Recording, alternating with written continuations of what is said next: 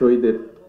রাজধানীর একটি হলরুমে জাতীয়তাবাদী ছাত্রদলের আয়োজনে ২৪ জুলাই গণ অভ্যুত্থানে শহীদ এবং আহত পরিবারের সাথে মতবিনিময় অনুষ্ঠানে যুক্তরাজ্য থেকে ভার্চুয়াল মাধ্যমে যুক্ত হন বিএনপির ভারপ্রাপ্ত চেয়ারম্যান। আপনাদের এই উপস্থিতি প্রমাণ করে যে আমরা আপনাদের পাশে আছি। প্রধান অতিথির বক্তব্যে মব সন্ত্রাস দমনে ব্যর্থতার জন্য সরকারের সমালোচনা করেন তিনি। বর্তমানে যে অন্তর্বর্তীকালীন সরকার আছে, সেই সরকারকে আমরা বরাবর বলেছি অন্যায়কারী যেই হোক আমরা প্রশ্রয় দেব না। কাজে সরকারের দায়িত্ব হচ্ছে জনগণের জানমালের নিরাপত্তা হেফাজত করা, নিরাপত্তা দেওয়া। সরকার কেন ব্যর্থ হচ্ছে আমরা কি তাহলে দলে নেব যে যারা বিভিন্নভাবে মব সৃষ্টি করে একটি পরিস্থিতি তৈরি করতে যাচ্ছে সেখানে সরকারের কোনো কোনো প্রশ্রয় আছে, প্রশাসনের কোনো প্রশ্রয় আছে, প্রশাসনের কারো কোনো প্রশ্রয় আছে, সেটিকে আমরা তাহলে ধরে নেব?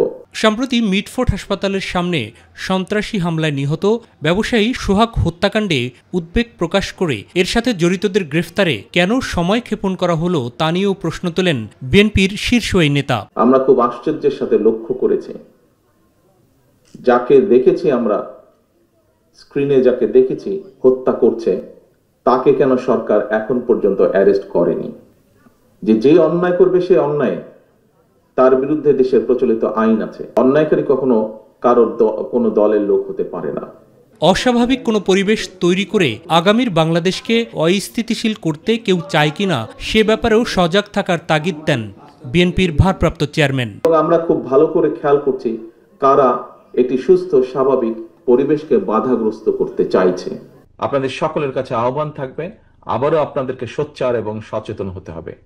কারা কিভাবে ষড়যন্ত্র করছে, কারা কিভাবে বিভিন্ন কথা বিভিন্ন সময় বলছে এবং ক্ষণে ক্ষণে অবস্থান পরিবর্তন করছে, এই সকল বিষয়ে আপনাদেরকে সচেতন থাকতে হবে। ৩ মাস আগেই বিএনপি সংস্কারের বিষয়ে তাদের প্রস্তাবনা জমা দিয়েছে জানিয়ে এ ব্যাপারে করণীয় এখন সরকারের হাতে বলেও মন্তব্য করেন তারেক রহমান। পরিষ্কারভাবে লিখিতভাবে উপস্থাপন করে দিয়ে দিয়েছে আমাদের মতামত, আমাদের বক্তব্য, আমরা কি বলতে চাই, কি বোঝাতে চাই। এই সম্পূর্ণ বিষয়টি এখন সম্পূর্ণভাবে বর্তমান অন্তর্বর্তীকালীন সরকারের কাছে। মাহবুব সৈকত, মাই টিভি, ঢাকা।